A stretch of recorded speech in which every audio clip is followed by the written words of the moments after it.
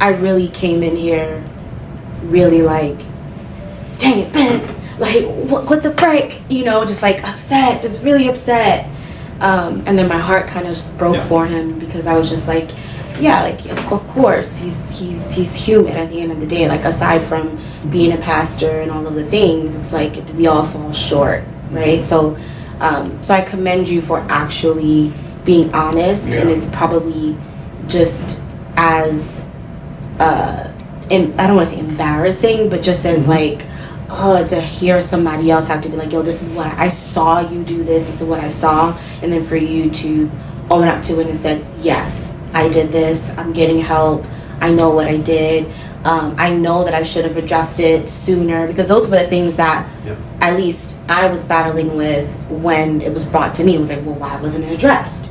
Is it really okay for a church to keep something like this hidden? A pastor from Thrive City Church was caught in serious wrongdoing. Instead of telling the whole congregation, he quietly confessed in a private meeting with just 3 people. They say he asked for forgiveness and was given it, but did the church members even know? It's not clear if the people were told or if they even had a say.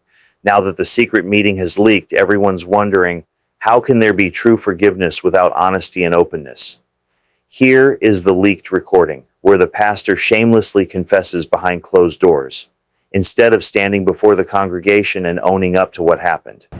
I think I want to be careful to make sure it doesn't sound like I'm excusing myself or anything, but I think there was a time living at the church where I found myself a little too comfortable in the church, being by myself 99% of the time.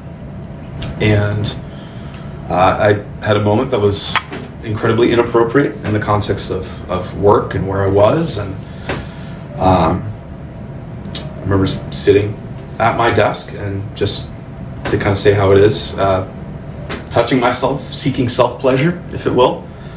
And I remember seeing the door open in that moment, kind of obviously being startled, feeling very exposed, very kind of embarrassed of what was happening in that moment, knowing full well that it was inappropriate and wrong. In the time following, I was kind of torn I'm not entirely sure how to handle this. I don't know what you saw, what you thought was happening, what you didn't think was happening, and I found myself wondering, do I make it worse if I try and pursue this conversation? I remember saying something along the lines of like, hey, do we need to talk? Like, are you okay? In that moment, it felt like you were okay. And I also do realize that would not have been the moment to talk about anything with us in the church alone. And so all of a sudden, I was faced with the decision of what do I kind of do with this now? Because if she didn't see anything, do I make it worse by bringing it forward? And so I guess I do want to own up to many different things that I handled incorrectly or poorly in this. First of all, the situation itself, that obviously never should have happened. That's very inappropriate.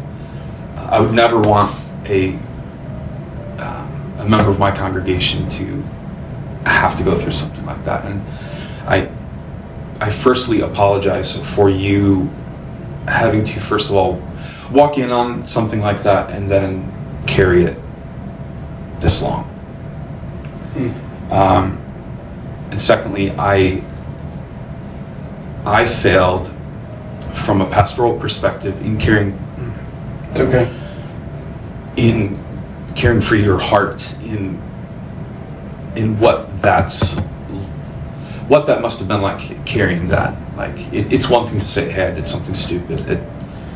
It's another thing to not be more upfront with my accountability, with you in pursuing reconciliation or some sort of something. I honestly just kind of went, I don't know. I don't know if this is ever going to come back up, and I don't want to like poke the bear and make it worse. That was a failure on my part, because I don't want to speak for you, but what I believe that did is that just created a hurt that you had to carry in some capacity until recently, whenever this came forward. And so when it all came up on Monday, it was definitely a moment of like, oh, certain things kind of clicked into place. And I want to own up to the multiple failures in place. So now they're trying to find a way to talk about it. Yes, forgiveness is divine. We all know that. But even after someone is forgiven, the consequences of their actions don't just disappear. That's the reality, and it's also a lawful truth. Forgiveness doesn't always cancel accountability. As the Bible says in Galatians 6:7, do not be deceived. God cannot be mocked. A man reaps what he sows. This reminds us that while God may forgive, the outcomes of our choices often still follow us. I obviously admit the way that I handled things was wrong. I apologize for the frustrating nature of like immediately afterwards. In that moment, I should have been very clear, like, hey, we're both kind of aware something happened, like, let's find a way to talk about it. Not right now, but later. Not right now, but later, right? In that moment, I think I was very startled. Absolutely. And obviously embarrassed and ashamed, whatever. You do have a good poker face. And so, again, I don't want to try and make excuses, but there was a part of it where I was like, I got away with this. I don't, of like, did she see anything? And we don't have to get into it, but like, you know, the way the desk is. Sure. Maybe she only opened the door this much, Sure. or whatever. And so again, I do want to apologize for my failure to handle it. But some of that conversation, I was kind of like, Sure. Is she gonna let on to anything? Yep. So I just want you to know that since we've had some of these conversations, and we've had resulting ones as well after our initial one, there is accountability that we're going to walk him through as far as getting him some of the help in this area he needs as a minister. We're all human, and we all have things in our lives that we're working on, and this is there's some things there that he needs to walk through, and he's doing it walking with it with Tina. Yeah. So yeah, and Tina, and he had he had a conversation with Tina about this to make sure that she was aware and that we can walk forward together. So so I want you to know that. So first of all, I want to say thank you for letting them know, so we can help the truth come forth, so that we can also help him grow in the way he needs to grow, and shepherd people in the way he needs to shepherd them. And as someone who's was raised in ministry, and I know pastors, and I know the depths of their challenges, and we all have duplicity in us, every single one of us, and we all got to work on the duplicity within us and reform our minds to get into better places.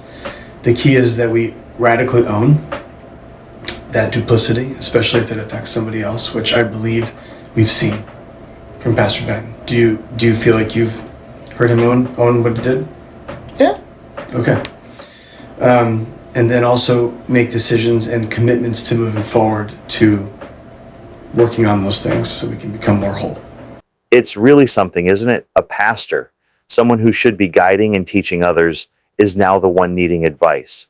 And the leaders of Thrive City Church trying to keep it quiet, that's a big deal. You'd expect more transparency, especially from a place meant to stand on truth. But at the end of the day, no matter how well something is hidden, God sees it all. As Luke 12:2 says, The time is coming when everything that is covered up will be revealed, and all that is secret will be made known to all. God has a way of bringing truth to light. We're going to do what we have been asked to do as overseers and walk them through it. But again, I'm really sorry that you had to experience that. It's not fair to you. And, and I pray that if God's calling you to their gathering and to their covering, that they'll love on you like crazy, and that even in some of their own duplicity, which every man's got a tiger in him, every woman's got a tigress in her. That is, we all have the capacity to do bad things, right? I pray that you guys are open about where you guys are at and the things you're going through as best as you can be, and knowing that Emma's experienced this, and where she's kind of walking through, there's a level of transparency that you're probably going to need for you to feel safe. And not everyone's had those experiences you've had where they don't feel as safe as you do, as you do not feel safe. And so I'm praying that in this next season that you can have that safety and grow in the way that God's called you to grow. Thanks for watching. Don't forget to subscribe for more updates, stories, and honest conversations. See you in the next video. Stay informed. Subscribe now.